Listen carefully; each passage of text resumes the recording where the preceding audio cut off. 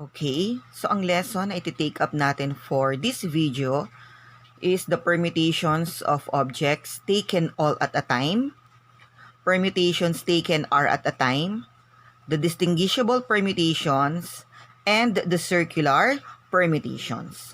So pumunta muna tayo dun sa unang lesson or unang objectives natin, the permutations taken all at a time.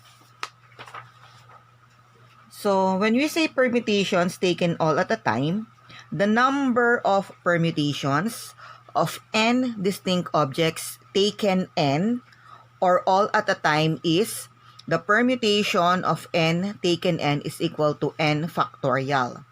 So, may ibang libro na hindi ganito yung gamit nila. May ibang libro na permutation of n taken n.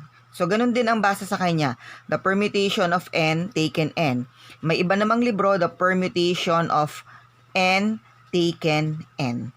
So, lahat yan, ito, tsaka ito, pare-pareho lang yan. It is equal to n factorial. So, we read this, yung n, tapos may exclamation point. We read this as n factorial. So, ano ba yung ibig sabihin yan? So, let's have an example. So, let us solve the permutation of 3 taken 3. May ibang libro, katulad nga ng sabi ko, merong permutation of 3 taken 3 or the permutation of 3 taken 3. Pare-pareho lang ang ibig sabihin yan. Pag nakita nyo ito, o ito, o ito, iisa lang ang ibig sabihin yan. That is equal to 3 factorial. And we solve 3 factorial as 3 times 2 times 1. 3 times 2 is 6. 6 times 1 is 6. So, 3 factorial is equal to 6. Okay? Next, the permutation of 5 taken 5. So, this is equal to 5 factorial. So, itong permutation of 5 taken 5 is equal to 5 factorial. And what is 5 factorial? 5 factorial is 5 times 4, times 3, times 2, times 1. And then, imumultiply natin siya. 5 times 4, 20. 20 times 3 is 60. 60 times 2, 120. 120 times 1 is 120. So, therefore, 5 factorial is equal to 120. Okay, next. Let's go to the second objective. The permutations taken are at a time. So, the permutations taken are at a time is the number of permutations of n distinct objects taken are at a time is equal to the permutation of n taken r is equal to n factorial over the quantity n minus r factorial. So, again, sa ibang libro, especially dun sa ating learner's activity sheet, that is permutation of n taken r. Sa iba naman, permutation of n taken r. So, ito, tsaka ito, pare-pareho lang yung ibig niyang sabihin. It is equal to n factorial over n minus r factorial. You have to take note that the value of n is always greater than r. N is greater than r. Okay? So, let us solve the permutation of 3 taken 2. So, alin yung n at r natin? Ito yung n, ito yung r. So, the permutation of 3 taken 2 is equal to, di ba, n factorial. So, isulat natin, n factorial over n minus r factorial. Ano yung n natin? N is equal to 3. So, 3 factorial over the quantity of n is equal to 3 minus ang r natin ay 2. Quantity factorial. So, 3 factorial over the quantity 3 minus 2 factorial.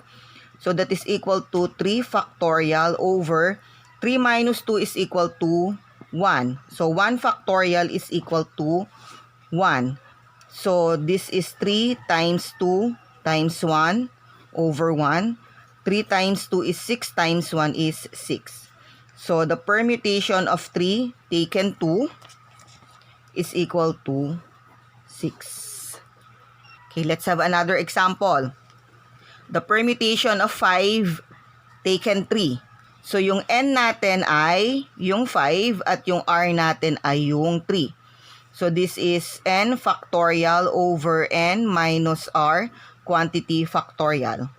So, that is 5 factorial over the quantity 5 minus 3 factorial. Ima-minus muna yung nasa ilalim bago i-factorial ha. So, that is 5 factorial over 5 minus 3 is equal to 2. So, 2 factorial. So, that will be 5 times 4 times 3 times 2 factorial. Bakit hanggang 2 factorial lang yung ginawa ko dito sa 5 factorial? Kasi, yung over natin ay 2 factorial.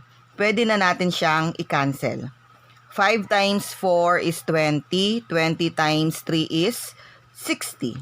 So, permutation of 5 taken 3 is equal to 60. Okay, so let's have another example. In how many ways can 6 children be seated in a row of 6 chairs? So, we're going to use here the permutation of n objects taken all at a time. Kasi 6 children be seated in 6 chairs. 6 na bata ang iuupo mo sa 6 na silya. So, lahat ng 6 na bata, yung i-arrange mo. So, ang n natin dito ay 6. 6 children seated in a row of 6 chairs. So, this will be the permutation of 6 taken 6 is equal to 6 factorial. And that is equal to 6 times 5 times 4 times 3 times 2 times 1. 6 times 5 is 30. 30 times 4, so ito ay 30. Times 4 is 120. Times 3 is 360. Then times 2 is 720. Times 1, 720. So, the permutation of 6 taken 6 is equal to 720. So, therefore, in how many ways can 6 children be seated in a row of 6 chairs is equal to 720 ways. Let's have another example. In how many ways can 10 children be seated in a row of 6 chairs? So, this time, there are 10 children. However, you are going to arrange the 10 children in a row of 6 chairs. So, isipin nyo sa sarili ninyo, lahat ba nung 10 bata ay i-arrange ninyo? Yes or no? No, hindi sila lahat ay i-arrange nyo.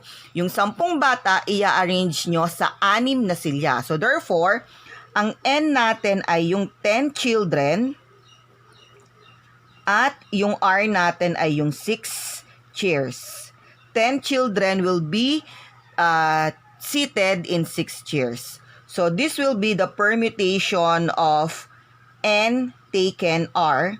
So, that will be n factorial over n minus r factorial. So, that will be the permutation of 10 taken 6.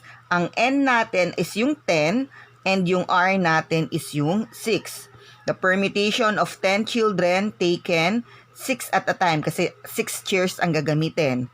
So, that will be 10 factorial over 10 minus 6 quantity factorial. So, that will be 10 factorial over 10 minus 6 is 4. So, 4 factorial. And then, expand natin siya. Yung nasa numerator is 10 factorial. Yung nasa denominator is 4 factorial. So, that will be 10 times 9 times 8 times 7 times 6 times 5 hanggang 4 factorial. Kasi yung denominator ay 4 factorial, pwede na natin siyang i-cancel. Then, multiply to. 10 times 9 is 90. And then, 90 times 8. 9 times 8 is 72. Times 7, 0, 14, carry 1, 49, then 50, times 6, 0, 6 times 4, 24, and then 6 times 5, 30, then times 5, 0, 20, carry 2, 10, plus 2, 12, then 5 times 3 is 15. So, ang permutation of 10 taken 6 is equal to 151,200 ways. Okay? Next. Let's have another example. A photographer is taking a group of picture of 5 people in a row. In how many ways can this be done if there is no restriction? So, there is no restriction, ibig sabihin, walang ibang, there's no restriction, ang ibig sabihin, walang ibang conditions na ibinigay. Yung 5 tao ang iuupo nyo sa lahat ng upuan. So, 5 people will be seated in a row. Lahat sila iuupo nyo. So, paano natin siya isosolve? So, that will be the permutation of 5 taken 5. So, that will be 5 factorial. So, 5 times 4 times 3 times 2 times 1. 5 times 4 is 20 times 3 is 60 times 2, 120 times 1, 120. So, 5, permutation of 5 taken 5 is 120 ways. Okay. Ito yung restriction na tinatawag. May condition na ibinigay. What if Jin Yong and JB insist on sitting next to each other? So, 5 sila. Diba? 5 sila. 1, 2, 3, 4, 5. So, ito si Jin Yong, ito si JB. Gusto nila magkatabi sila.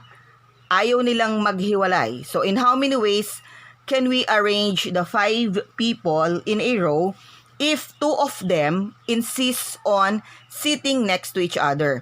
So, imagine ninyo, magkatabi lagi itong dalawang to. So, kung lagi silang magkatabi, they will be taken as one object. So, if they are taken as one object, how many objects do we have? So, this is taken as 1, 2, 3, 4. So, yung n natin is equal to 4. So, that will be n factorial is equal to 4 factorial. However, so itong dalawang to, gusto nila magkatabi sila. However, pwede nating pagbaligtarin yung pwesto nila. Pwedeng ito si Jinyong, ito si JB. That is one arrangement. And then ito si JB, ito si Jinyong. That is another arrangement. So itong dalawang to, pwede pa rin natin silang i-arrange. So meron pa tayong isa pang factorial. May isa pa tayong n, that is 2. So may isa pa tayong n factorial and that is 2 factorial. So pag sinolve natin siya, using the fundamental counting principle, 4 factorial times 2 factorial. 4 factorial is 4 times 3 times 2 times 1. Then 2 factorial is 2 times 1. 4 times 3 times 2 times 1. 4 times 3 is 12. Times 2 is 24. Times 1 is 24. 2 times 1 is 2. 24 times 2 is equal to 48. So, there are 48 ways on how we can sit the 5 people if 2 of them insist on sitting next to each other. But what if Jin Yong and JB refuse to sit next to each other? Ayaw nilang umupo sa isa't isa. So, paano natin kukunin yung number of ways that they can be seated if dalawa naman sa kanila is ayaw magtabi? So, simple lang. If there are 120 ways to arrange the 5 people without restriction, and then nagkaroon ng restriction na 2 of them insist on sitting next to each other, para makuha naman natin yung arrangement na ayaw nilang maupo sa isa't isa, isusubtract lang natin yung 48 sa 120. So, 120, ito yung lahat. Lahat ay magkakatabi, walang restriction, minus 48, ito yung may dalawa na gustong magkatabi. So, pag sinubtract natin siya, 120 minus 48, Tama ba? 72. So, there are 72 ways. There are 72 ways on how to arrange the 5 people if 2 of them insist or refuse to sit next to each other. Okay? Next. So, we have another permutation, the distinguishable permutation. When we say distinguishable permutation, the number of distinct permutations of n objects of which n sub 1 are alike, n sub 2 are alike, n sub g are alike, and so on, is equal to n factorial over n sub 1 factorial, n sub 2 factorial, up to n sub k factorial. What does it mean? So let's have an example. Find the number of permutations of the letters in the word mom. So, yung letters, we take it as an object. So, yung mga letters ng word na mom, i-take natin siya as objects. So, how many objects do we have sa salitang mom? So, we have 3 objects. 1, 2, 3. However, in these 3 objects, 2 of them are the same. 2 of them are similar. So, ang n natin is equal to 3. However, in these 3 objects, 2 are similar. So, yung n sub 1 natin is equal to 2. Yung n sub 1, n sub 2, n sub 3, ito yung magkakaparehong object. So, since doon sa word na ma'am, may dalawang magkapareho, therefore, n sub 1 is equal to 2. So, to solve this, that will be 3 factorial over 2 factorial. So, that will be 3 times 2 factorial over 2 factorial. Cancel the 2 factorial. That is equal to 3. So, there are 3 ways on how we can arrange the word mom. Let's have another example. Find the number of permutations of the letters in the word statistics. So, bilangin natin yung letters doon sa word na statistics. So, we have 1, 2, 3, 4, 5, 6, 7, 8, 9, 10. So, ang n natin is equal to 10. And then, meron bang magkakapareho? Yes, may mga magkakaparehong letters. So, for example, yung S. Ilan yung S natin? So, yung S ay 1, 2, 3. So, yung n sub 1 natin ay 3. So, ito yung S. Ano pa? Meron pa? Yes, meron pa. Yung letter T. So, that will be our n sub 2. Ilan yung letter T? 1, 2, 3. So, that is equal to 3. Meron pa ba? Yes, meron pa. Yung letter I. So, yung I natin, that will be our n sub 3. Ilan yung I? 1, 2. Meron pa? Okay, so wala na. So, merong 3 letters na magkakapareho. Yung S, 3. Yung T, 3. And then yung I, 2. So, that will be 10 factorial over 3 factorial, 3 factorial, 2 factorial. Then, solve natin. So, ang 10 factorial ay 10 times 9 times 8 times 7 times 6 times 5 times 4 hanggang 3 factorial over, so ito, yung isang 3 factorial, hindi na natin i-expand kasi ika-cancel na natin. Yung natitirang 3 factorial and 2 factorial, yun yung i-expand natin. 3 times 2 times 1, then yung 2 factorial, 2 times 1. Then, solve na natin siya. Pwede kayong mag-cancel. 3 times 2 times 1 is 6. 6 ito. So, i-cancel na natin dun sa 6 na yon. Ito. Then, 2 times 1 is 2. Pwede nating i-cancel dito sa 10. 10 divided by 2 is 5. And then, i-multiply na lang natin siya. Gamit tayo ng calculator. Para madalian tayong mag-solve. Okay, wait, nasan yung calculator ko? Okay, gamit tayo ng calculator. So, ito, 10, dinivide na natin dito sa 2. Kaya naging 5. So, 5 times 9 times 8 times 7 times 5 times 4. That is equal to 50,400 ways.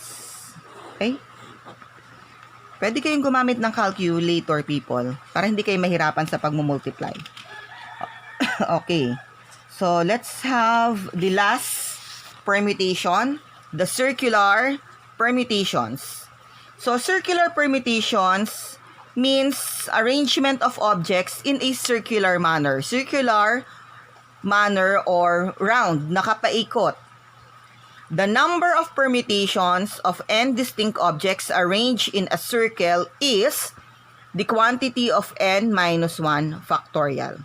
So, magsusubtract ka lamang ng 1 doon sa n, and then saka mo kukunin ang factorial. For example, in how many ways can 8 children stand in a circle to play? So, sa ilang paraan daw, pwedeng pwedeng tumayo ang 8 bata sa isang circle para maglaro. So, yun yung keywords doon, in a circle. So, gagamitin natin ang circular permutation. So, ang n natin ay 8. So, ang n minus 1 is equal to 8 minus 1. So, n minus 1 factorial is equal to 8 minus 1 factorial. 8 minus 1 is 7. And then 7 factorial is 7 times 6 times 5 times 4 times 3 times 2 times 1. So, multiply natin siya. 7 times 6 times 5 times 4 times 3 times 2 times 1. And that is equal to 5,040.